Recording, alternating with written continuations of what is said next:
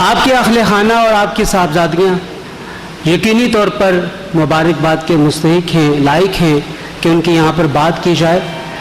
عموماً یہ تصور کیا جاتا ہے کہ اگر اولاد میں بیٹا نہیں ہے تو نام لیوا کوئی نہیں ہوگا، اگر اولاد میں بیٹا ہے تو نام لینے والے ہوں گے اور تسلسل چلتا رہے گا، اور اگر بیٹیاں ہیں تو وہ شاید نام نہ لیں، یا ان کے اپنے ذاتی معاملات ایسے ہوتے ہیں کہ وہ شاید اس قسم کا کوئی پروگرام نہ کریں کہ جس میں ان کے والد گرامی کا ذکر کیا جائے۔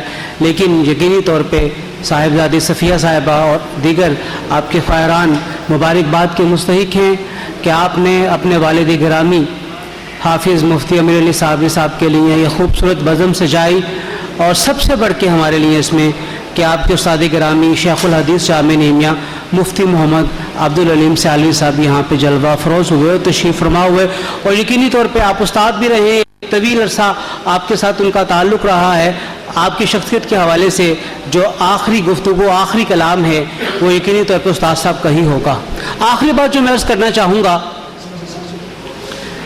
اس وقت ہمیں معاشرے میں ایسے افراد کی ضرورت ہے جن کا تعلق مذہب کے ساتھ ہے، جن کا تعلق اس سوچ اور اس فکر کے ساتھ ہے جو انسان کو سچائی کے راستے کے اوپر چلائے، جو انہیں پاکستانیت کے راستے کے اوپر چلائے، اور جو انہیں ان کے دین کے ساتھ نہ صرف ان کا رابطہ مضبوط کرے بلکہ دین کے ساتھ ساتھ اپنے پیارے وطن کے ساتھ بھی اپنے تعلق کو مضبوط کرنے کا کردار ادا کریں۔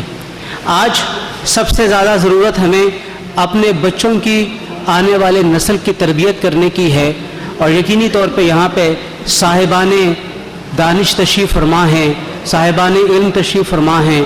ہمیں سب کو سوچنا ہے، مل کر اس نتیجے تک پہنچنا ہے، اس محاصل تک پہنچنا ہے کہ ہم کس طرح دوبارہ سے اپنے ان بچوں کو صحیح اخلاقی اور دینی تربیت کر سکیں۔ جو بچے آج اخلاق سے دور ہو رہے ہیں، دین سے دور ہو رہے ہیں، جو آج مذہب کا نام سننا نہیں چاہتے، جو آج وطن کی محبت کو قصہ پائی نہ سمجھتے ہیں، ہمیں مل کر سوچنے کی اور اس پر عمل کرنے کی ضرورت ہے کہ ہم آئندہ آنے والے وقت میں کس طرح اس گیپ کو، اس بوجھ کو دور کرنے میں کامیاب ہو سکیں۔ اللہ تعالی ہمارا، آپ کا، سب کا حامی و ناصر ہو، اور بار دیگر مبارکباد کے مستحق ہیں اس خوبصورت تقریب کے انعقاد کے اوپر۔ مجھے ابھی کال آئی جس کی وجہ سے مجھے جلدی نکلنا پڑ رہا ہے، میں بڑا معذرت خواہ ہوں آپ سے کہ میں زیادہ دیر اس محفل میں بیٹھ نہیں پاؤں گا، لیکن جتنی دیر بھی بیٹھا اللہ تعالیٰ یہاں پہ ہمارے اس بیٹھنے کے عمل کو اور سننے سنانے کے عمل کو اپنی بارگاہ میں قبول فرمائے۔ وما علینا الا البلاغ۔ شکریہ۔ ڈاکٹر ایک اوارڈ دینا ویسا آپ نے، ٹھیک ہے، یہاں معزز خواتین و حضرات، آپ نے صفیہ ملک صابری کی گفتگو بھی سنی اور ڈاکٹر صاحب کی بھی آپ نے گفتگو سنی۔ اب آپ خود اندازہ لگا لیجئے کہ مفتی حافظ امیر علی رحمۃ اللہ علیہ کتنی خوبیوں کے مالک تھے۔ انہیں ابو الکنز جو کنیت ہے، میں تو سمجھتا ہوں کہ یہ ان کا خطاب ہونا چاہیے کہ وہ خزانے، یعنی خزانے کے وہ باپ تھے، علم کے خزانے کے وہ باپ تھے۔ تو اقبال ادبی فورم نے ان کی ادبی، سماجی اور دینی خدمات کے اوپر انہیں لائف ٹائم اچیومنٹ ایوارڈ 2018-2019 کا اعلان کیا تھا، لیکن افسوس کہ اللہ تعالیٰ نے ان کو زندگی نہ دی اور وہ اس ایوارڈ کو وصول نہ کر سکے۔ میں گزارش کرتا ہوں ڈاکٹر راغب نعیمی اور عبدالعلیم سیالوی صاحب سے کہ آپ یہ سامنے تشریف لائیں اور اپنے مبارک ہاتھوں سے ان کی بیٹی محترمہ عابدہ شہناز صابری کو وہ ایوارڈ دیں، اور باقی بیٹیاں بھی ان کے ساتھ تشریف لائیں۔ میں پانچوں بیٹیوں سے گزارش کرتا ہوں کہ یہ آپ کے والد کے لیے ایوارڈ ہے، اور یقیناً ایک ایوارڈ آپ کی صورت میں بھی آپ کے ہمارے لیے موجود ہے، لیکن یہ ایک اقبال ادبی فورم کی جانب سے لائف ٹائم اچیومنٹ ایوارڈ یہ تمام بیٹیاں صفیہ ملک صابری، ڈاکٹر کوثر اقبال صابری، محترمہ عابدہ شہناز صابری، ساجدہ بطول صابری اور کنز فاطمہ، یہ کنز فاطمہ ہیں، یہ ان کے نام سے یہ کنیت ہے. تو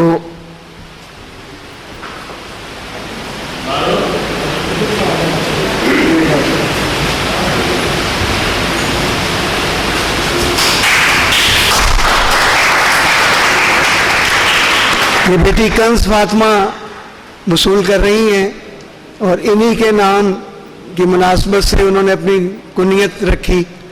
اور بیٹی آپ کو بہت بہت مبارک ہو. یہ ایوارڈ جو ہے یہ آپ کے والد کی جو خدمات ہیں اس کا یہ صرف ایک جسٹر ہے.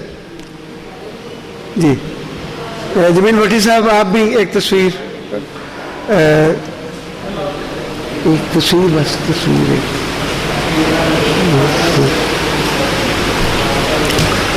جناب جمیل بھٹی اور مفتی عبدالعلیم سیالوی، ڈاکٹر راغب نعیمی، محترمہ نیلما دورانی، جناب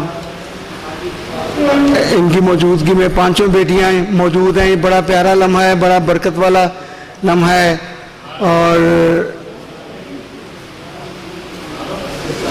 ڈاکٹر صاحب آپ نے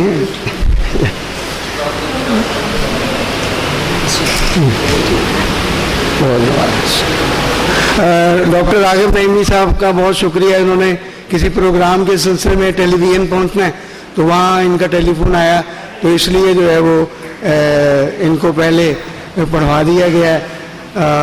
تمام اب آپ اپنے نشستوں پر تشریف کا بڑا نام ہے. ہمارے درمیان chairman human rights commission Jammu Kashmir جناب ہمایوں زمان مرزا موجود ہیں اور یہ ایک تاریخی خاندان سے ان کا تعلق ہے. ان کی کشمیر کے حوالے سے بہت سی خدمات ہیں. میں گزارش کرتا ہوں کہ آپ تشریف لائیے اور آپ مفتی صاحب کے حوالے سے بات کیجیے اور کوئی کشمیر کی بھی بات کیجیے کیونکہ یہ جو کلسٹر بم جو ہے وہ کل پھینکا گیا ہے اور پہلے پیلٹ گن چلائی جاتی تھی، اب جو ہے وہ بم چلانے شروع کر دیے ہیں. تو اس حوالے سے بھی رہنمائی فرمائیں جناب ہمایوں زمان مرزا.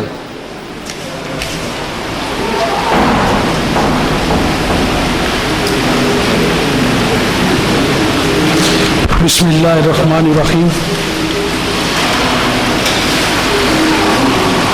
انتہائی واجب الاحترام وطن عزیز پاکستان کے ممتاز عالم دین محترم عبدالعلیم سیالوی صاحب، عبدالرؤف قادری صاحب، جمیل بھٹی صاحب، ڈاکٹر راغب نعیمی صاحب اپنا خطاب کے بعد ان کو کہیں جانا تھا تو یہاں سے گئے ہیں، اختر ہاشمی صاحب، توصیف راجہ صاحب. اور آج کی اس بابرکت اور باوقار تقریب، چونکہ اس لیے بابرکت کہتا ہوں کہ وطن عزیز پاکستان کے ایک انتہائی اور سب سے بڑھ کر عاشق رسول، اقبال شناس، ابو الکنز مفتی حافظ امیر علی صابری رحمۃ اللہ علیہ کی آج پہلی برسی ہے. میں شکر گزار ہوں بزم غالب پاکستان، بزم انجم رومانی پاکستان اور اقبال ادبی فورم کا، ان کے رفقا کا، کہ جنہوں نے اپنے اس عظیم موسم کو ان کی یاد میں یہاں تقریب منعقد کی. یہاں پر اتنی بڑی تعداد میں خواتین و حضرات بیٹھے ہیں، اتنے اہل علم و قلم لوگ بیٹھے ہیں جن کا ان کے ساتھ ایک تعلق تھا.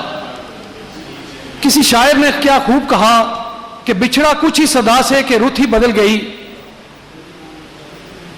بچھڑا کچھ ہی صدا سے کہ رت ہی بدل گئی، ایک شخص سارے شہر کو ویراں کر گیا.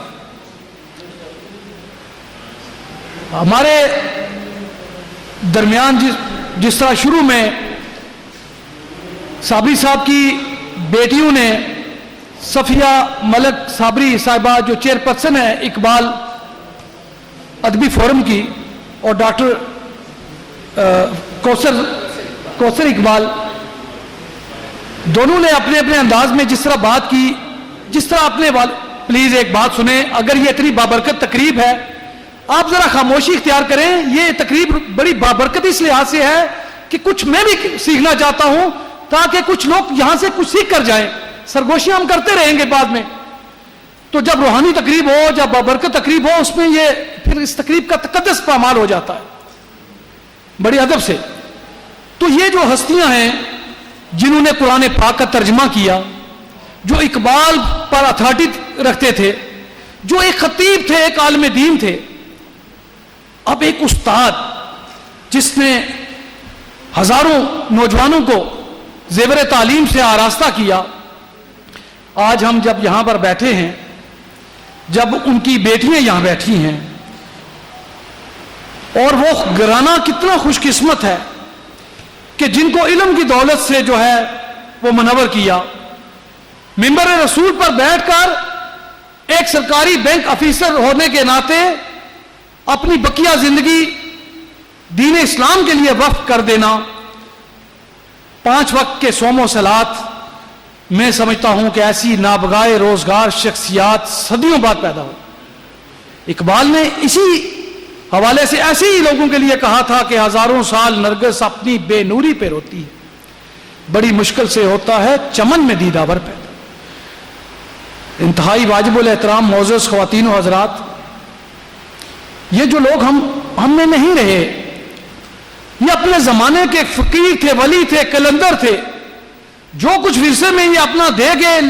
مجھے ابھی ان کی بیٹی سے تھوڑی دیر پہلے جب تقریب شروع ہوئی تو میں ان کے پاس بیٹھا تو میں نے ان سے پوچھا کہ انہوں نے کچھ تصانیف بھی لکھی ہیں؟ انہوں نے کہا لکھی ہیں. تو میں نے کہا اشاعت ہوئی؟ کہنے کہ نہیں ہو سکی. اب صرف یہ ہے کہ میری اپنی درخواست، میں بھی ہوں، میرے دوست ہیں جو بھی ہیں، جو ایسے لوگ ہوتے ہیں جو کسی کے آگے ہاتھ نہیں رکھتے، بڑے خوددار ہوتے ہیں، بڑے عزت دار لوگ ہوتے ہیں، مجبوریاں ہوتی ہیں. ایک بینک آفیسر ریٹائرڈ ہو، کیا اس کی پینشن ہوگی؟ ایک دانشور ہے، ایک قلم کار ہے، اس کے پاس کیا ہے، وسائل کیا ہے؟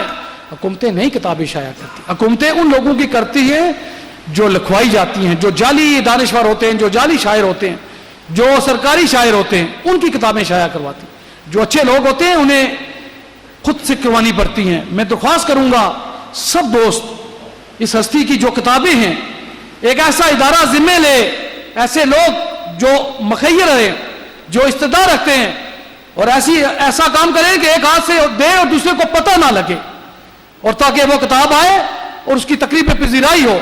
میں اپنے طور پر، میں اپنے عزیز و اقارب سے کہوں گا، میں اپنے دوستوں سے کہوں گا، آپ اپنے تئیں کریں سب دوست. اور جو بیٹیاں ہیں اللہ نے ان کو ورثے میں جو اس عظیم باپ پہ دی ہیں، اس کا بھی خیال ہمیں رکھنا چاہیے. تو جو اتنا بڑا کام کر کے گئے، ان کے لیے میں یہ سمجھتا ہوں کہ اگر وہ کتابوں کی صورت میں، علم کی صورت میں جو باہر آ جائے، اور پھر میں سمجھتا ہوں کہ یہ جو ایوارڈ ہے، ایوارڈ کیا ہوتا ہے؟ گورنمنٹ کا ایوارڈ کیا ہے؟ ایوارڈ جو ہے آج وہ جسمانی طور پر ہمارے درمیان نہیں، لیکن آج اپنی تحریروں کے ذریعے، اپنی عظیم اس قلم کے ذریعے جو انہوں نے اپنے ورثے میں چھوڑا، آج اسی وجہ سے یہاں جو اہل قلم بیٹھے ہیں، آج حضرت قبلہ مفتی حافظ امیر علی صابری صاحب کو خراج عقیدت پیش کرنے کے لیے جمع ہوئے. میرا تعلق چونکہ کشمیر سے ہے، ریاست جموں کشمیر کی دھرتی سے، یہاں جب وہ قادری صاحب پڑھے تھے، میاں محمد بخش رحمۃ اللہ علیہ کی دھرتی کے پہلو کے ساتھ میرا گھر ہے، تو اس دھرتی سے میرا تعلق ہے. تو ولیوں کی سرزمین سے میرا تعلق ہے، شہیدوں غازیوں کی سرزمین سے. آج میرے کشمیر کے حالات آپ کے سامنے ہیں. شاعروں نے، ادیبوں نے، قلمکاروں نے یقیناً اپنی شاعری کے اندر میری اس وطن پر، اس وقت بھارت جو پاکستان کا ازلی دشمن ہے، اس نے جو اس وقت جو صورتحال پیدا کر رکھی ہے، میں آپ سے بھی گزارش کروں گا کہ اس وقت حالات اچھے نہیں ہیں کنٹرول لائن کے. وہاں مائیں رات کو سوتی نہیں ہیں، بچے بلک رہے ہیں. اب جو پہلے تو یہ تھا کہ گولہ باری تھی، اب جس طرح انہوں نے بم مارنے شروع کیے ہیں، جو بچوں کی آنکھیں نکالی جا رہی ہیں. معزز خواتین و حضرات، اگر آپ دانشور ہیں، اپنے قلمکار ہیں، عالم دین ہیں، پالیٹیشین ہیں، ادیب ہیں، شاعر ہیں، صحافی ہیں، کسی بھی شعبہ سے ہیں، خدا کے لیے ان کے لیے دعا کریں. یہی سب سے بڑی بات. اگر آپ کے قلم سے 2 لفظ ان مظلوموں کے لیے لکھے جاتے ہیں تو میں یہ سمجھتا ہوں کہ آپ حسین کے قافلے سے ہیں، شہدائے کربلا کے قافلے سے ہیں. آپ واقعی یقیناً پاکستان وطن عزیز، میری ماں، میری دھرتی، چونکہ وطن عزیز پاکستان میری ماں ہے، وہ ہماری پناہ گاہ ہے، اس لیے کہ پاکستان کے 22 کروڑ عوام سے میں وہ ہماری پشتبان ہیں، وہ ہمارے سفیر ہیں. آپ سب سفیر ہیں، آپ ہمارا کیس خود لڑتے ہیں. آپ نے جانی مالی عزت و آبرو کی قربانی دی. اور کشمیری جب پاکستان کے سبز ہلالی پرچم میں جب اس کی لاش لپٹتی ہے، جب ماں اوپر رو رہی ہوتی ہے تو اوپر لکھا ہوتا ہے پاکستان کا مطلب کیا؟ لا الہ الا اللہ. یہ ہے وہ کشمیر سے پاکستان کی محبت. تو میں آج حافظ امیر علی صابری صاحب کو خراج عقیدت پیش کرتا ہوں, اور ڈاکٹر ابرار صاحب, آپ نے جس طرح اپنے دوستوں کے ساتھ مل کر یہ اتنی اچھی کاوش کی, اس پر آپ کو خراج تحسین پیش کرتا ہوں. اللہ تعالیٰ حافظ امیر صابری صاحب کو جوار رحمت میں جگہ دے, اور ان کے بچوں کو, ان کے سب لائقین کو صبر جمیل عطا فرمائے. بہت شکریہ. بہت شکریہ مرزا صاحب. مگر خواتین حضرات, یہاں پر جو ہے وہ بہت بڑی تعداد میں مختلف ادبی تنظیموں کے نمائندگان موجود ہیں. میں ان سب کو دل کی اتھاہ گہرائیوں سے ان کا شکر گزار ہوں. یہاں پر جو ہے وہ حاجی لطیف صاحب تشریف رکھتے ہیں جو وفائے پاکستان ادبی فورم سے ان کا تعلق ہے, اور ڈاکٹر عبدالستار جو ہے MS ہیں میو ہاسپٹل سے, جناب کامران نذیر صاحب تشریف رکھتے ہیں, جناب عزیز شیخ صاحب تشریف رکھتے ہیں. میں ان سب کا دل کی گہرائیوں سے شکر گزار ہوں. یاد رہے, اب آپ ہمیں یہ بتائیں کہ وہ استاد کی حیثیت سے وہ کتنے شفیق تھے, اور ان کے اندر جو علم کا ایک نور تھا اس سے آپ کتنا مستفید ہوئے. تشریف لائیے حافظ محمد علی.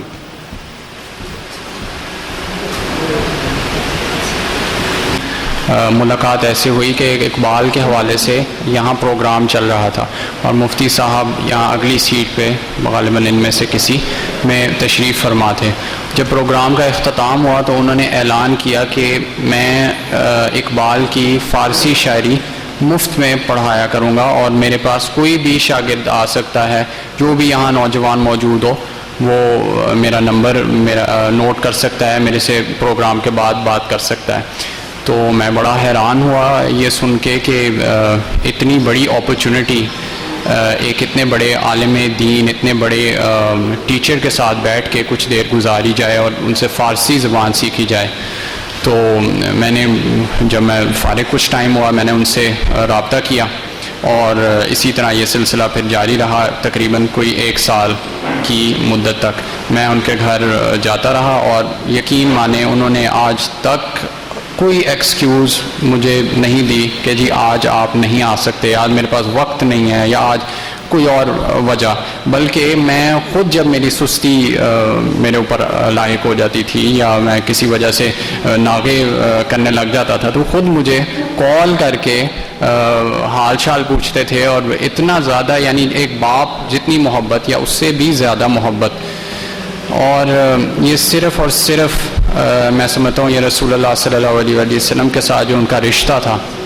ایک حدیث کا مفہوم ہے کہ اصل غنا یہ نہیں ہے کہ انسان کے پاس بہت ساری دولت ہو, بہت سارا مال ہو, یہ اصل غنا نہیں ہے. اصل غنا دل کا غنا ہے. اور میں سمجھتا ہوں مفتی امین علی صاحب بالکل اس حدیث میں جس طرح بتایا گیا ویسے ہی ان کی شخصیت ایسی ہی تھی بالکل. بلکہ آپ کی وفات سے, انتقال سے 3-4 دن قبل میں ان کے ساتھ ڈرائیو کر رہا تھا, ان کو کسی جگہ چھوڑنا تھا, اور یقیناً ان کی بہت سی مصروفیات آخری دم تک علم کے حوالے سے, جس طرح ڈاکٹر صاحب نے بھی فرمایا, آخری دم تک ان کی یہی کوشش تھی کہ جو ان کے پاس علم کا خزانہ ہے وہ آگے دوسروں تک پہنچائیں. کوئی بات جو بھی ان کی صلاحیتیں ہیں وہ آگے پہنچا سکیں. تو اسی سلسلے میں ان کے ساتھ کسی ڈرائیو پہ جا رہا تھا, تو رستے میں ہماری غالباً وہ آخری ملاقات تھی, اور اس میں بھی رسول اللہ صلی اللہ علیہ وسلم کی اکثر و بیشتر اس ڈرائیو میں ہم نے رسول اللہ کی ہی ذکر اتفاق سے شروع ہو گئے. قرآن مجید کی آیت میں اللہ تعالیٰ فرماتے ہیں بسم اللہ الرحمن الرحیم قل ان کنتم تحبون اللہ فاتبعونی یحببکم اللہ ویغفر لکم ذنوبکم واللہ غفور الرحیم. کہ اے نبی صلی اللہ علیہ وآلہ وسلم فرما دیجئے کہ اگر تمہیں اللہ سے محبت ہے تو میری اتباع کرو, اور اللہ تعالیٰ تم سے محبت کریں گے. جب تم ایسا کرو گے تو اللہ تعالیٰ تم سے محبت کریں گے اور تمہارے گناہوں کو معاف فرما دیں گے. تو مفتی امین علی صاحب نے فرمایا, وہ پیچھے کار میں بیٹھے ہوئے تھے, ساتھ میرے ڈرائیور تھا, وہ کہتے ہیں کہ یہ جو وَيَغْفِرْ لَكُمْ ذُنُوبَكُمْ اللہ تعالیٰ نے فرمایا, ایسے محسوس ہوتا ہے جیسے ایک اضافی طور پر فرمایا, کیونکہ جو محبت ہوتی ہے اس میں تو پھر ایک طرح سے معافی ہے, اور وہ محبت کا ایک رشتہ ہے.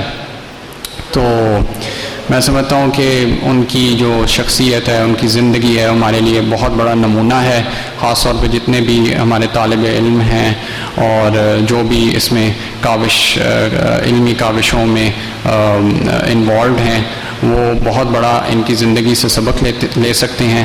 اور آخر میں سب حضرات سے گزارش کروں گا کہ ان کے لیے دعائیں جاری رکھیں اور ان کی عظیم کوششوں کی قدردانی کریں. السلام علیکم ورحمۃ اللہ. بہت شکریہ جناب محمد. سیالکوٹ سے خاص طور پر تشریف لائے جناب عبدالوحید ایڈوکیٹ صاحب سے گزارش کرتا ہوں کہ آپ تشریف لائیے اور آپ مفتی صاحب کے حوالے سے گفتگو کیجیے. ہمارے مہمان ہیں سیالکوٹ سے تشریف لائے ہیں جناب عبدالوحید صاحب. بسم اللہ الرحمن الرحیم.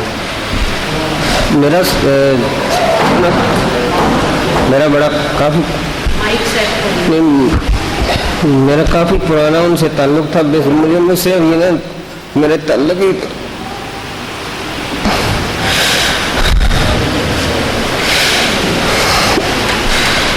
میں ادھر ہی آنے کے بعد میں میری ان سے مجھے ان کی موت کا پتہ نہیں چلا. بعد میں پتہ چلا ان کا فوت ہو. میرا ان سے ادھر آنے کے بعد میں ایک دفعہ جس طرح بھائی بتا رہے تھے ان سے میری ملاقات ہوئی تھی.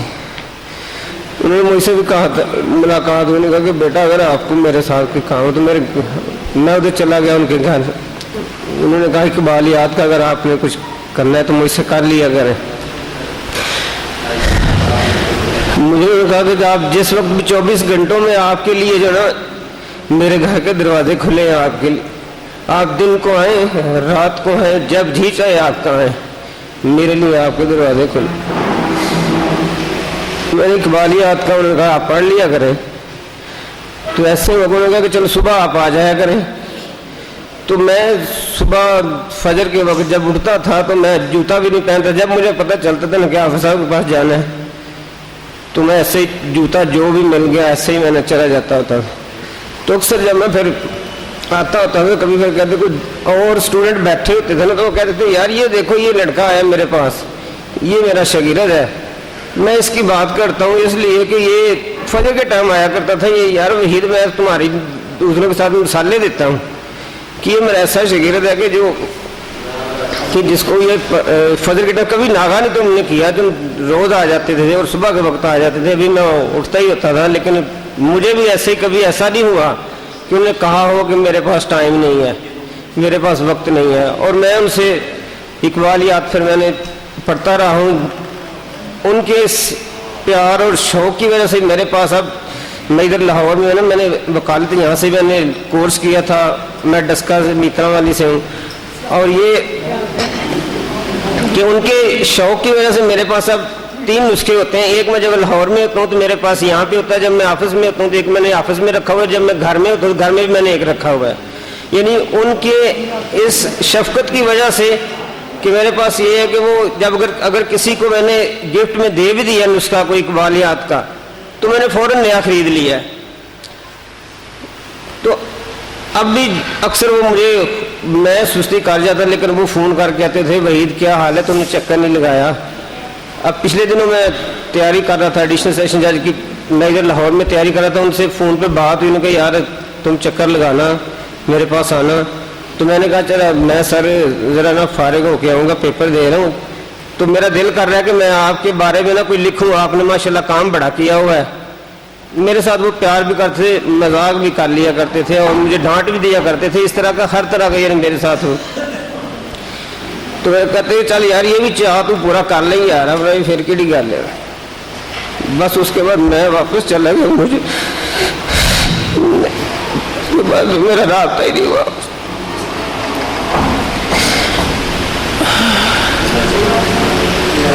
تو میرا لگاؤ ہی ایسا تھا کہ مجھے نظر نہیں آ رہا. میرا دل نہیں مانتا کہ بس ایسا ہی. Thank you. میرے جناب عبدالوحید ایڈوکیٹ اپنے جذبات پر قابو نہیں رکھ سکے. یقیناً ان کے ساتھ ان کی بڑی वस्तगी मौजूद खातिनों हज़रात, कुछ मजबूरियाँ बन जाती हैं और कुछ लोगों को ज़रा पहले बुलाना पड़ता है। मैं मुख्तसर वक्त के लिए मैं सैयद अहमद हसन ज़ैदी साहब से गुजारिश करता हूँ कि आप तशरीफ़ लाइए, क्योंकि आपसे मैंने बड़ी देर से वादा किया हुआ है कि मैं अभी आपको बुलाता हूँ, तो आपने जाना है। तो सैयद अहमद हसन ज़ैदी जो है वो मुहक्किक हैं, दानिश्वर हैं, नक़ाद हैं, तो तशरीफ़ लाइए और अपने ख़यालात का इज़हार फरमाइए। बिस्मिल्लाहिर्रहमानिर्रहीम, अल्हम्दुलिल्लाहि रब्बिल आलमीन, अस्सलातु वस्सलामु अलैका। जी मैं तो आपका इंतज़ार कर रहा था भाई। अस्सलातु वस्सलामु अलैका या सय्यदी या रसूलल्लाह। बहुत मुश्किल होता है ताज़ेती रेफरेंस में इजहार ख्याल करना। मुफ्ती अब्दुल अलीम सियालवी साहब मौजूद हैं यहाँ पे, उनके उस्ताद भी रहे, उनके कुलीग भी रहे। सबसे पहले बज़्म अंजुम रुमानी, बज़्म गालिब और इकबाल अदबी फ़ोरम को ख़राज तहसीन कि उन्होंने जय्यद आलिम दीन, मुमताज़ अदीब, माया नाज ख़तीब, मुफ्ती अमीर अली साबरी की यादों के चिराग रोशन किए और हमें कुछ देर इन चिरागों की रोशनी में बैठने की सादत हासिल हो रही है। मजरू साहब, इश्क़ अंजुम का शेर याद आ रहा है मुझे। दिल से गम आपका हम दूर नहीं कर सकते, दिल से गम आपका हम दूर नहीं कर सकते, आईना खाने को बेनूर नहीं कर सकते। हमारे दिल आईना खाने बने हुए हैं। आज का ये सेमिनार इस बात का सबूत है और हमारे इस अज़्म का इजहार भी है कि हम अपने रफ्तगां को याद रखना चाहते हैं, दिलों को दर्द से आबाद रखना चाहते हैं। बहुत मुश्किल ज़मानों में भी हम अहले मोहब्बत वफा पे इश्क की बुनियाद रखना चाहते हैं। मुफ्ती साबरी साहब ने अपनी ज़िंदगी और शख्सियत की बुनियाद वफा पर, अल्लाह की रज़ा पर, इखलास पर और इल्म और अदब पर रखी थी।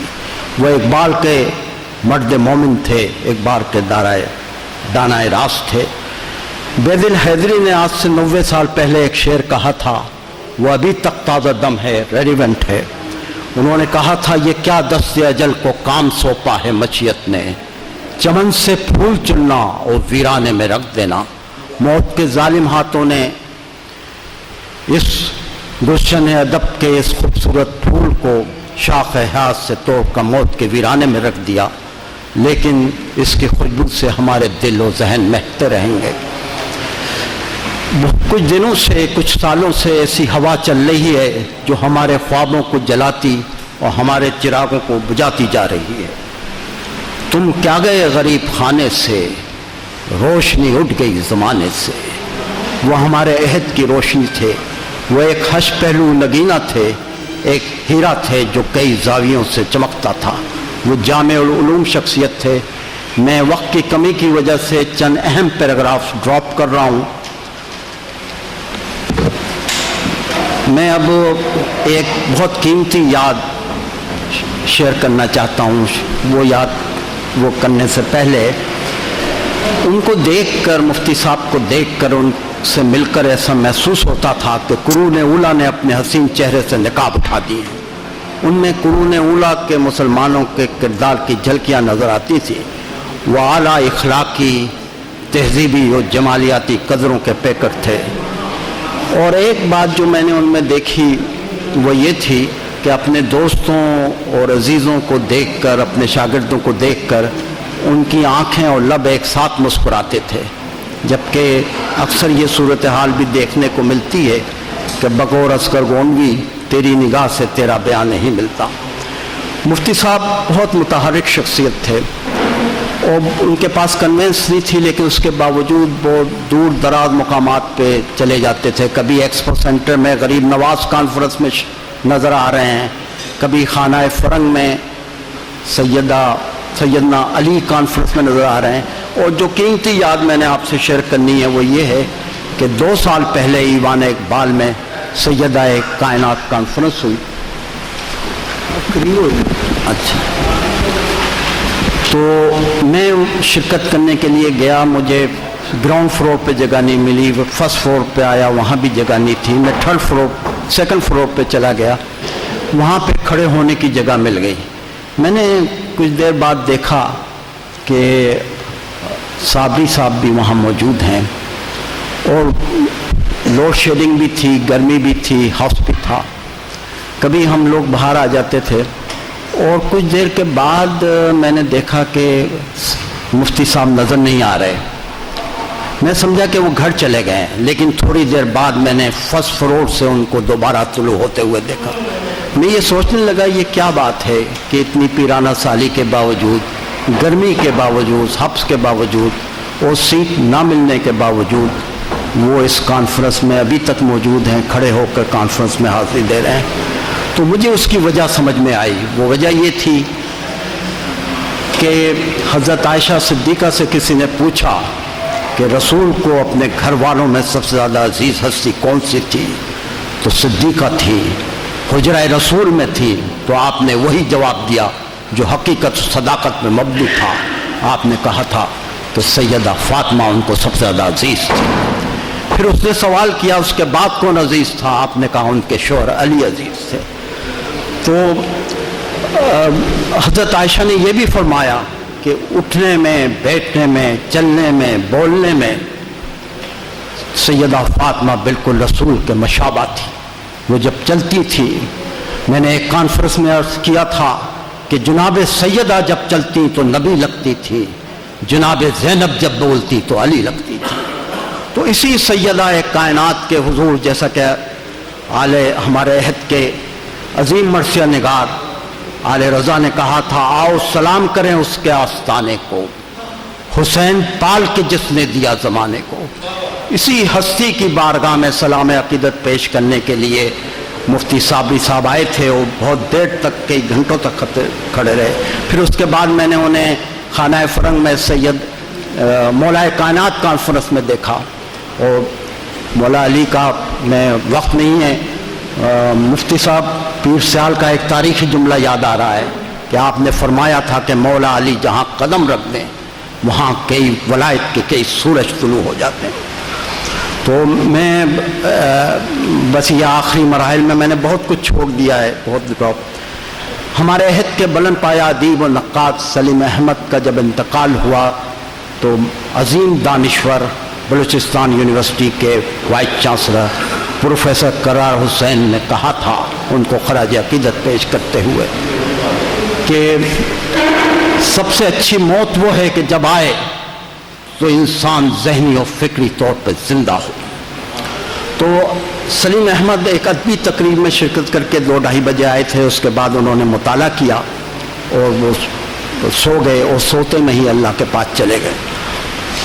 تو یہ سلیم احمد اور مفتی صابری صاحب کی آخری سانسوں میں بڑی مشابہت نظر آتی ہے مجھے, کیونکہ مفتی صاحب بھی پڑھا کر آئے تھے, فرانس کے طالب علموں کو عربی کا درس دے کے آئے تھے, گھر تشریف لائے. کچھ دیر بعد طبیعت خراب ہوئی, ان کی روح پرواز کر گئی. ہمارے شہزاد احمد صاحب نامور شاعر جب کراچی گئے کچھ عرصے کے لیے تو وہ اکثر سلیم احمد کی خدمت میں حاضری دیتے تھے. تو کچھ دنوں تک وہ نہیں جا سکے تو سلیم احمد نے جمال احسانی سے کہا کہ شہزاد کو کہنا میں اس کے لیے سمندر ہوں, اور جمال احسانی نے یہ پیغام پہنچا دیا انہیں.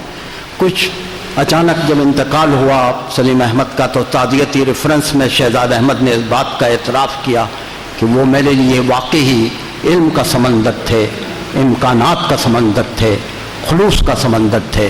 اور یہی بات مفتی صاحب میں بھی تھی کہ وہ علم کا سمندر تھے, امکانات کا سمندر تھے, محبت کا سمندر تھے.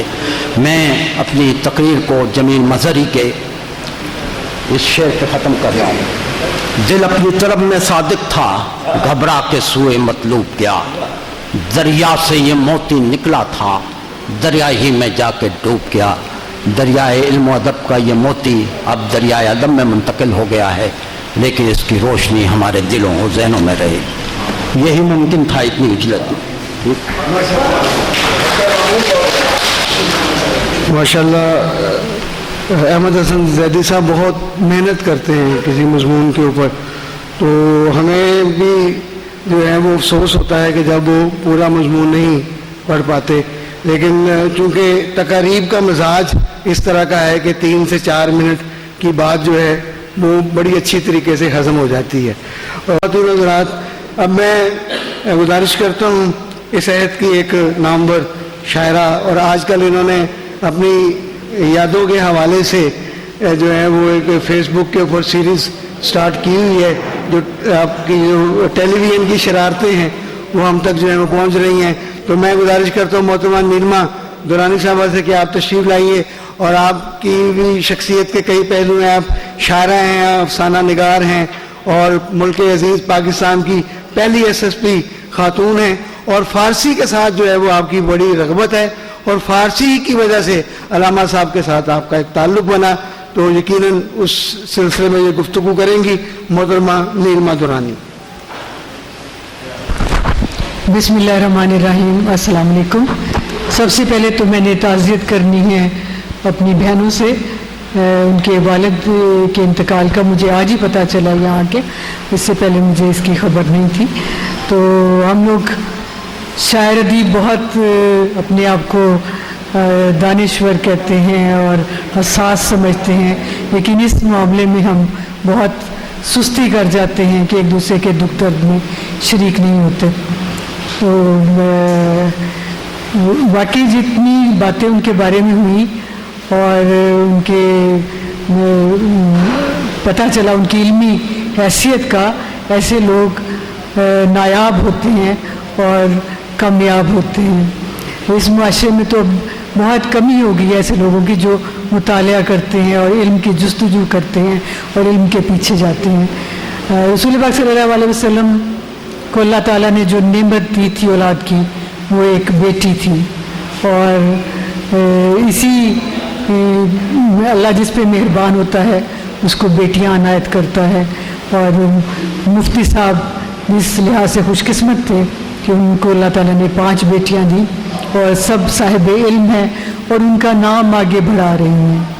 اصل چیز ہوتی ہے نام کو آگے کون چلاتا ہے۔ اگر بیٹا ہو اور وہ اپنے باپ دادا کا نام بھول جائے تو اس کا کیا فائدہ ہے۔ ابھی مجھے ڈاکٹر کوثر جمال ایک لسٹ دکھا رہی تھی، کوئی 12 کتابوں کی لسٹ ہے جو کہ مفتی صاحب لکھ کر چھوڑ چکے ہیں اور وہ ابھی تک چھپی نہیں ہیں۔ اب یہ ان کی ہمت ہوگی کہ وہ کس طرح سے اس کو چھپواتی ہیں، لیکن میں بہت سارے ایسے بیٹوں کو جانتی ہوں جو بہت صاحب حیثیت ہیں اور بہت اللہ تعالیٰ نے ان کو نوازا ہے، لیکن وہ اپنے والدین کی کتاب یا والد کی کتاب جو ہے وہ اپنی زندگی میں نہیں چھپوا رہے۔ مثال کے طور پر میرے اپنے چچا، میرے ڈیڈی کے دوست مشیر قاسمی، بہت بڑے شاعر، بہت بڑا نام، ان کے بیٹے سارے کینیڈا میں ہیں، آج تک ان کی کوئی کتاب نہیں چھپی، صرف ان لوگوں کے دلوں میں ہے۔ تو اس ایک گیت کی وجہ سے جو نور جہاں نے گایا تھا کہ چاندنی راتیں تاروں سے کریں باتیں، سب جگ سوئے ہم جاگے، تو ان کی کتاب ابھی تک نہیں چھپی۔ جمشید مسرور ہمارے بہت بڑے دوست بھی ہیں، ہمارے محسن بھی ہیں، انہوں نے ہمیں کئی دفعہ یورپ بلایا، ہم نے ان کے مشاعرے پڑھے ہیں، اور ظاہر ہے جو 40-45 سال سے ناروے جیسے شہر میں ملک میں رہ رہا ہو، وہ اس کے پاس پیسے کی کیا کمی ہوتی ہے، کیونکہ وہ جب مشاعرے کرواتے تھے اس میں بھی انہیں گورنمنٹ کی طرف سے بھی گرانٹ ملتی تھی، اور وہ ہمیں بھی پیسے دیا کرتے تھے اس میں بلانے کے لیے۔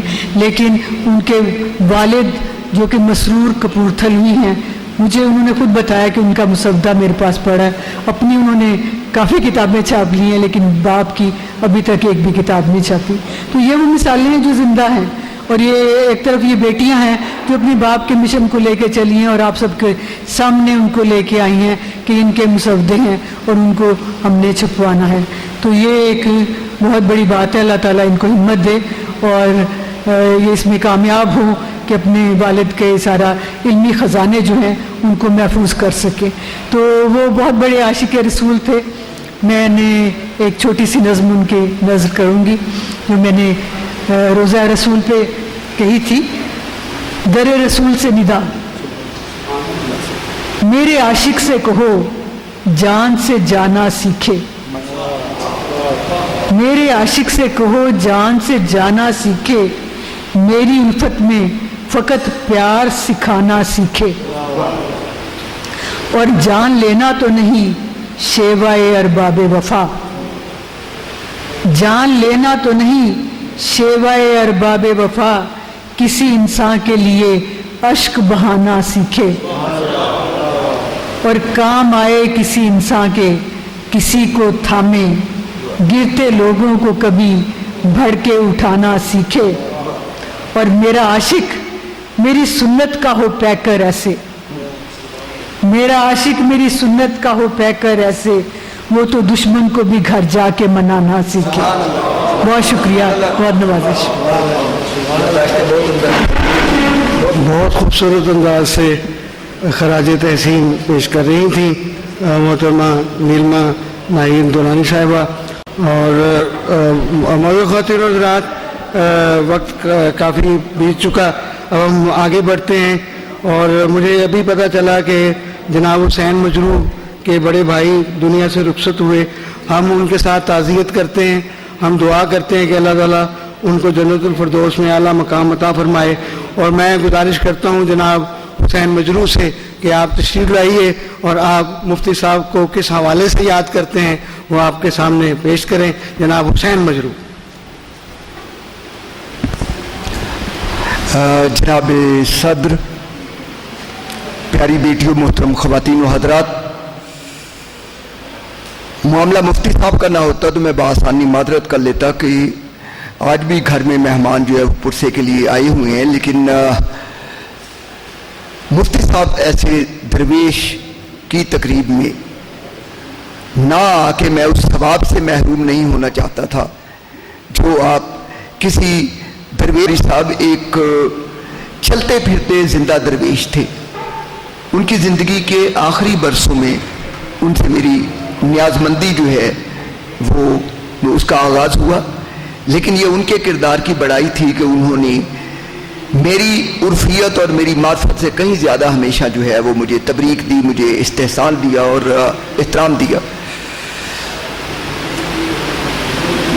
डॉक्टर अबरार, बेटियों ने तो खैर मतलब आपको याद करना था, डॉक्टर अबरार और उनकी तंजीम जो है वो सताइश की सदावार है कि उन्होंने एक ऐसे हद में जहाँ सिर्फ जो है वो अहले मनसब का ढंढोरा पीटा जाता है या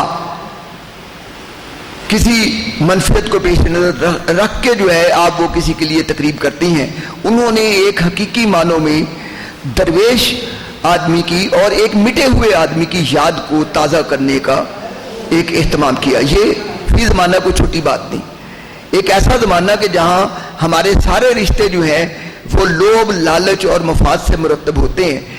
एक ऐसा आदमी जो अपनी ज़िंदगी में भी मतलब वो जो किसी मारूफ समाजी मानों में किसी जो है वो ऐसी पोजीशन में नहीं था और ज़िंदगी के बाद भी एक ऐसे आदमी को महज इसलिए याद करना कि उसने अपनी दरवेशी का दिया सारी ज़िंदगी जलाए रखा, लोभ और लालच से और तमा से दूर रहा और अपने इल्म को अपने तकब्बुर का आला नहीं बनाया।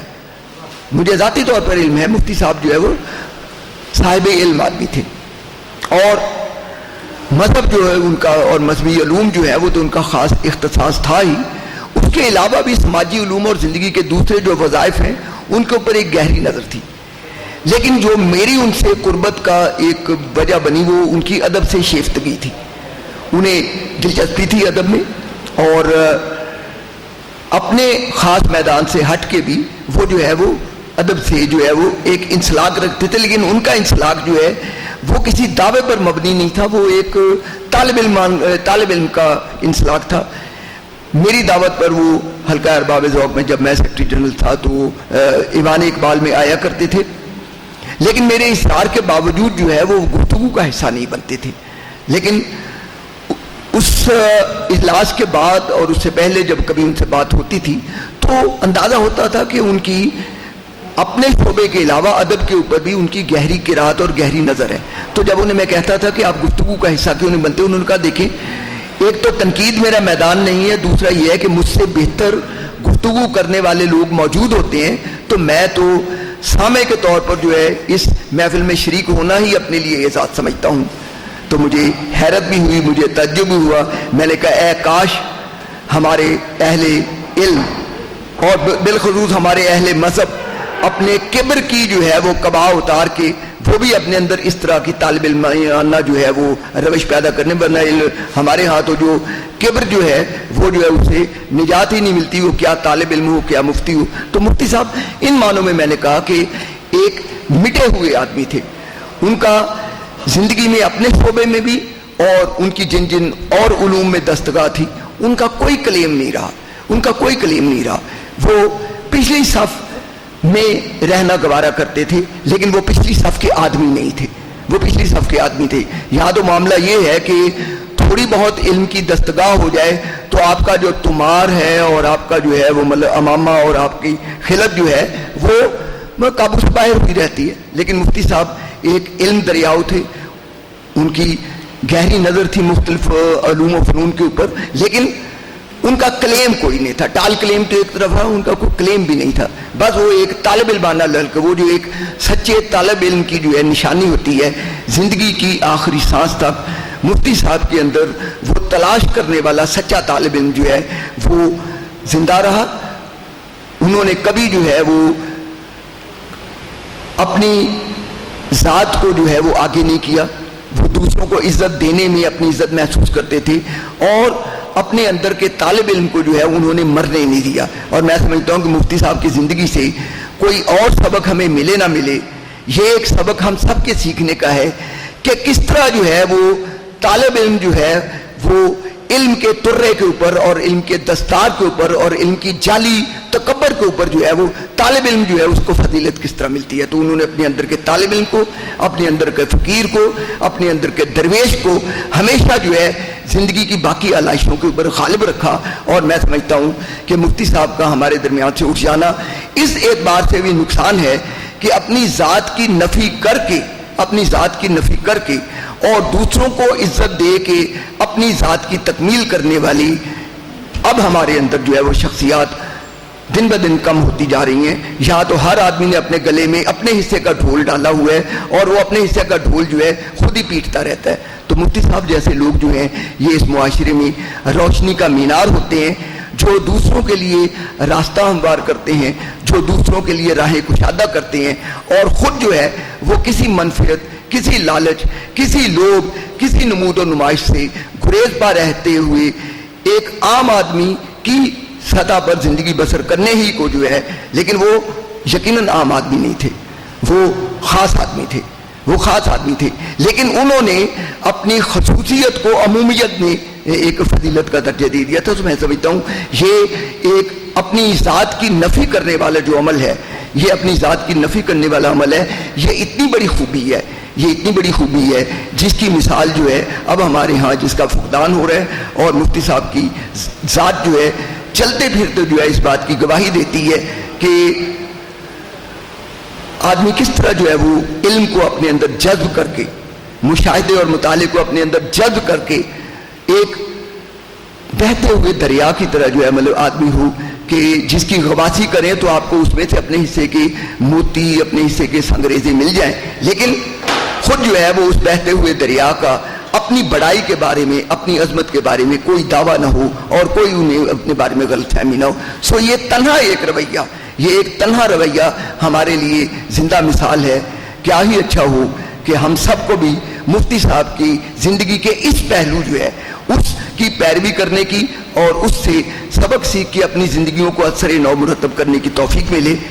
तो बहुत सारी बातें कही जा सकती हैं, मुझसे ज़्यादा बेहतर बात करने वाले यहाँ मौजूद हैं।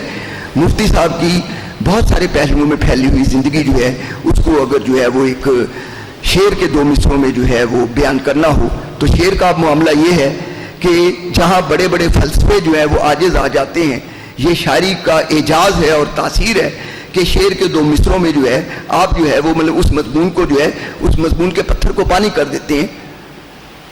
जिनसे मिलकर जिंदगी से इश्क हो जाए वो लोग, जिनसे मिलकर जिंदगी से इश्क हो जाए वो लोग, आपने शायद ना देखे हों मगर ऐसे भी हैं اور میری خوشبختیوں میں سے ایک خوشبختی یہ ہے کہ میں نے مفتی صاحب کو چلتے پھرتے دیکھا، ان سے باتیں کی، ان کی صحبت میں رہا اور ان سے زندگی میں درویشی اور زندگی میں فقیری کا چلن جو ہے مطلب سیکھا میں نے. بہت شکریہ. بہت شکریہ جناب حسین مجروح، آپ تشریف لائے اور آپ نے بڑی خوبصورت باتیں کی، اور اللہ تعالیٰ آپ کے بھائی کو جوار رحمت میں جگہ عطا فرمائے. آپ کا بہت شکریہ. موجود خواتین و حضرات، ہمارے ایک اور مہمان خاص یہاں تشریف رکھتے ہیں. آپ بھی محقق ہیں، نقاد ہیں، دانشور ہیں، شاعر ہیں. جناب سید افتخار حسین بخاری صاحب سے گزارش کرتا ہوں کہ آپ اسٹیج پہ تشریف لائیں. آپ سے گزارش ہے، چونکہ میرے بڑے اچھے دوست ہیں تو میں گزارش کے بعد جو ہے وہ کچھ اور بھی آپ کو کہہ سکتا ہوں. تو آپ تشریف لائیں، اور قاسموں کلب کی جو ہے وہ جان ہے، رونق ہیں. تو میں گزارش کرتا ہوں افتخار بخاری صاحب سے کہ آپ کی نشست، اور میں معذرت بھی چاہتا ہوں کہ آپ تشریف پہلے لائے اور پروگرام ذرا تاخیر سے شروع ہوا. ٹھیک. موجود خواتین و حضرات، ہمارے درمیان دختر بولان تشریف رکھتی ہیں. یہ ایک ایسی شاعرہ ہیں کہ جنہوں نے سماج کے بارے میں بہت کچھ کہا، اور ہماری تقاریب کی یہ رونق ہیں. یہ جوڑی ہے محترمہ ریحانہ اشرف اور محترمہ عذرا مرزا کی. ریحانہ اشرف صاحبہ بہت علیل ہیں، ان کے لیے دعا کیجیے گا. اللہ تعالیٰ اس جوڑی کو سلامت رکھے. میں گزارش کرتا ہوں محترمہ عذرا مرزا سے کہ آپ تشریف لائیے اور مفتی صاحب کے حوالے سے گفتگو فرمائیے. عذرا مرزا.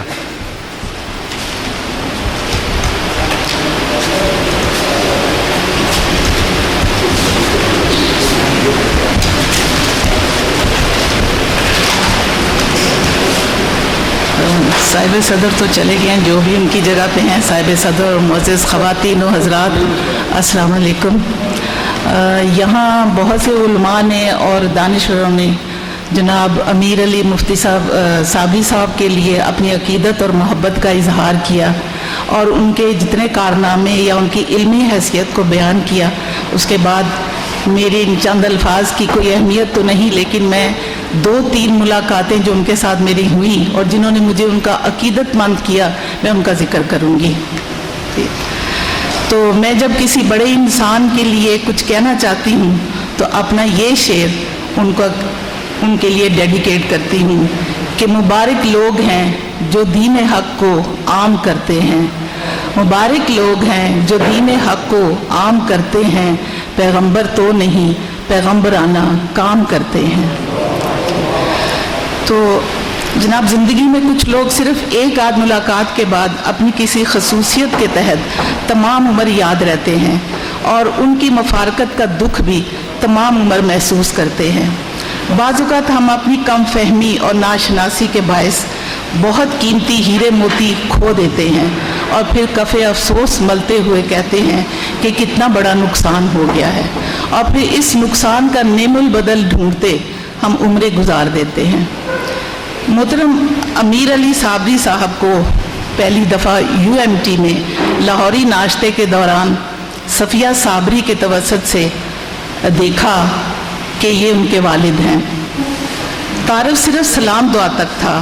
بظاہر وہ ایک عام سادہ حلیم الطبع انسان، عام سے انسان تھے، مگر ان کے انداز تکلم اور شفقت میں ایک عجیب سا کرزما تھا جو سوچنے پر مجبور کر رہا تھا کہ اس شخصیت میں کوئی منفرد بات ضرور ہے. پھر پہلی بار ادبیات کے دفتر میں ایک پروگرام کے تحت انہیں ایک اخلاقیات پر بولتے اور درس دیتے ہوئے سنا تو میری حیرت کی انتہا نہ رہی. مجھے اپنی سماعت پر یقین نہیں آ رہا تھا. وہ ایک عظیم مفکر کے روپ میں اتنی پراثر اور مدلل تقریر کر رہے تھے کہ داد دیے بغیر نہیں رہ سکی. ان کا ہر لفظ نپا تلا تھا، حقائق سے بھرپور، قرآن و احادیث کی روشن مثالوں سے منور تھا. اقبال کے اشعار کو موقع کی مناسبت سے دلیل کے طور پر پیش کر رہے تھے. لگتا تھا اقبال ان کو ازبر ہے. اس دن میں نے ان کے لیے ایک خاص عقیدت محسوس کی. میرا تجسس برقرار تھا کہ دوسری بار جناب شہزاد کیسر صاحب کی رہائش گاہ پر ان کو سننے کا موقع ملا۔ وہ بلا تکان اقبال کی شاعری کے مختلف پہلوؤں پر روشنی ڈال رہے تھے اور اشعار کی مدد سے رموز زندگی سمجھا رہے تھے۔ ایک ایک شعر کی تفسیر ثابت کر رہی تھی کہ وہ اقبال کی شاعری کے بہترین مفسر ہیں۔ احادیث اور قرآنی آیات کے حوالے ان کو محدث اور حافظ ثابت کر رہے تھے۔ اس دن مجھے علم ہوا کہ صابری صاحب کتنے بڑے محقق اور عالم دین ہیں۔ اپنی متجسس فطرت کے باعث کھوج لگایا تو پتہ چلا کہ وہ نہ صرف اقبالیات کے ماہر، اقبال شناس، اقبال کے شیدائی ہیں، بلکہ اقبال ادبی فورم کے چیئرپرسن بھی ہیں۔ اس کے علاوہ ماہر لسانیات، بہترین مقرر، خطیب، مترجم، مدرس، مفکر، محقق، مصنف اور شاعر بھی ہیں۔ علم حدیث، فقہ، معرفت، شریعت اور تصوف کے علوم سے سب سے بڑا اعزاز یہ کہ حافظ قرآن ہیں۔ بے شمار تصانیف، خصوصاً بابا فرید گنج شکر رحمۃ اللہ کی سیرت اور ترجمہ روشن راستہ اور رسالہ حقیقت و مجاز وغیرہ، ان سب کا مجھے علم ہوا۔ ایسے لاجواب، بے مثال اور نایاب انسان سے ملنے کی خواہش کون نہیں کرے گا؟ جناب صدر، ویسے تو انسانی فطرت میں تجسس اور جستجو عطائے خداوندی ہے، مگر ذاتی حوالے سے بات کروں گی کہ دانشور اور ذہین و فتین لوگوں سے ملنا، ان سے فیضیاب ہونا میری زندگی کا ہمیشہ شیوا رہا ہے۔ مجھے اس سے غرض نہیں ہوتی کہ وہ کس فرقے، عقیدے اور حیثیت کا مالک ہے، بلکہ دانشور کے اندر کی دانشمندانہ حقائق اور فہم و فراست سے مستفید ہونے کو باعث فخر سمجھتی ہوں۔ اور پھر بچپن کی نصیحت کہ صحبت صالح ترا صالح کنند بھی ہمیشہ پیش نظر رہی۔ لہٰذا اس تشنگی اور شوق کے تحت میں نے تہیہ کیا کہ اس بڑے عالم اور مفکر سے ملاقات کا فیض ضرور حاصل کروں گی، مگر افسوس، صد افسوس کہ یہ حسرت پوری نہ ہو سکی۔ چند دن اس ارادے کے گزرے تھے کہ ان کی مفارقت کی خبر سنی، شدید جھٹکا اور اپنی سست روی کا صدمہ ہوا۔ تعصب کے جذبات سے کئی دن اضملال کی صورت رہی اور مشیت ازدی نے ان کے لیے مغفرت کی دعا کی۔ سچ ہے، ایک عالم کی موت ایک عالم کا نقصان ہے، مگر میں ایسے لوگوں کے لیے کہتی ہوں، اچھے لوگ اور اچھی باتیں دل میں شہر بناتے ہیں۔ اچھے لوگ اور اچھی باتیں دل میں شہر بناتے ہیں، ان کے نام کے کتبے لکھنا کوئی ضروری بات نہیں۔ آخر میں کہنا چاہوں گی کہ بزم انجم رومانی، بزم غالب اور اقبال ادبی فورم قابل تحسین ہے کہ انہوں نے صابری صاحب کی برسی کے موقع پر اس سیمینار کا اہتمام کر کے ایک جید عالم دین اور دانشور کو خراج تحسین پیش کیا، ان کے کارہائے نمایاں کو زندہ کیا بلکہ امر کیا۔ اللہ تعالیٰ ان کو اجر عظیم اور جنت الفردوس میں بلند مقام عطا فرمائے۔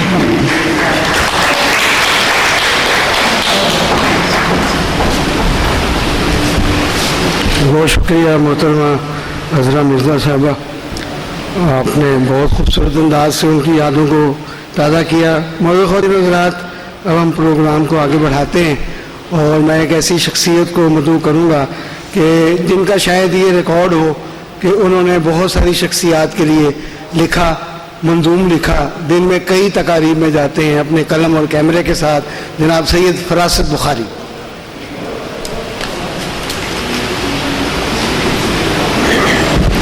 بسم اللہ الرحمن الرحیم۔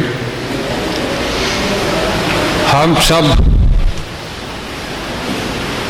عشق رسول میں اکٹھے ہوئے ہیں اور عاشقان رسول کا جو عاشق تھا اس سے عشق کا اظہار کے لیے ہم سب اکٹھے ہوئے ہیں۔ اور عشق کبھی نہیں مرتا، کیونکہ عشق کے 3 لفظ ہیں، عین، شین، قاف۔ تو وہ ماسٹر تھے، ماہر تھے علم کے، وہ ایک مثال تھے شریف النفسی کی، وہ شریف النفس انسان تھے اور قلم کار تھے، اور سب سے بڑی بات یہ ہے کہ ان کے دل میں عشق عشق تھا، اور یہ زندگی ہے عشق، عشق کبھی مرتا نہیں۔ تو میرا خیال وہ کبھی نہیں مریں گے، ہم میں رہیں گے، کیونکہ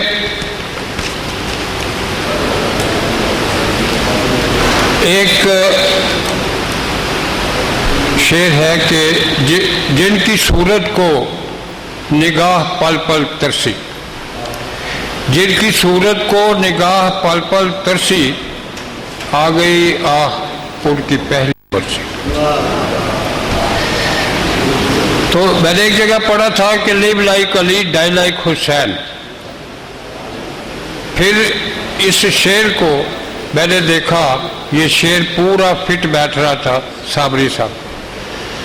وہ انتھک، محنتی اور سچے مسلمان، پکے مومن، اور بلکہ دوسروں کو ان کو دیکھ کر یہ جذبہ ہمیں بھی اجاگر ہوتا ہے۔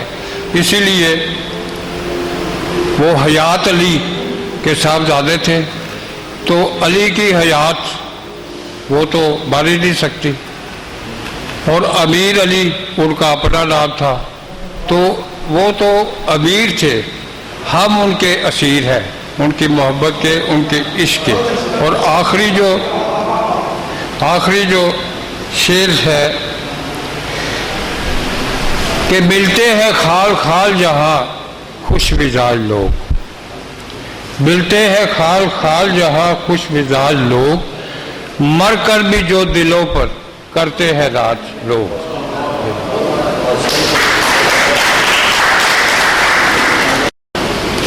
بہت سے لوگوں کے ساتھ معذرت، لیکن میں اب طاہر بن شہزاد کو کہا ہوا 2 منٹ کے لیے آپ آئیں، آپ گفتگو کر لیں، پھر اس کے بعد مقصود چغتائی کے لیے بھی 2 منٹ ہوں گے، پھر ہم سٹیج جی آئیں جی طاہر شہزاد۔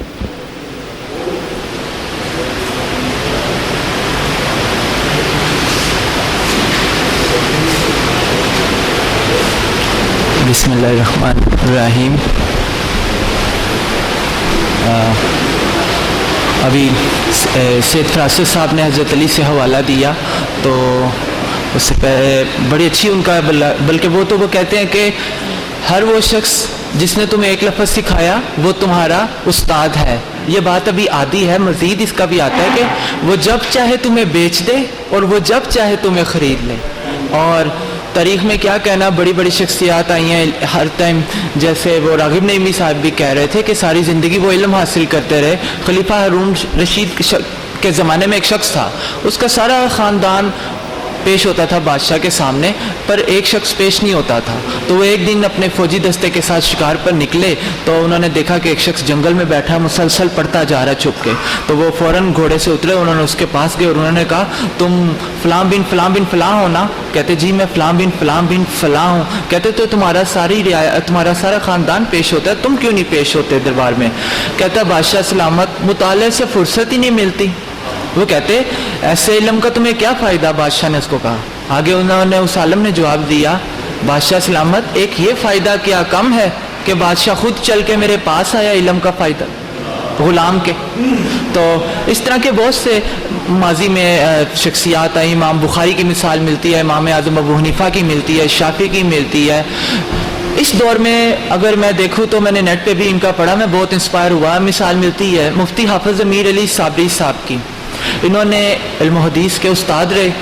شبلی نعمانی نے کہا کہ 22 علوم چاہیے اس کے لیے، اور پھر انہوں نے قرآن فقہ کے اوپر لکھنا، جس میں قرآن میں خود 22,000 علوم ڈسکور ہو چکے ہیں۔ کہا جاتا ہے اتنا مشکل ہے کہ امام بخاری کے 1000 شیخ استاد تھے اور امام اعظم ابو حنیفہ کے 4000 شیخ استاد تھے۔ یہ اتنا مشکل کمپلیکس۔ آخر میں بس 2 باتیں کہہ کے میں تو ثواب کی نیت سے آیا ہوں کہ ان کے وسیلے سے ہم بھی بخشے جائیں، کہ 2 باتیں ادھر ایک کہ وہ عاشق رسول تو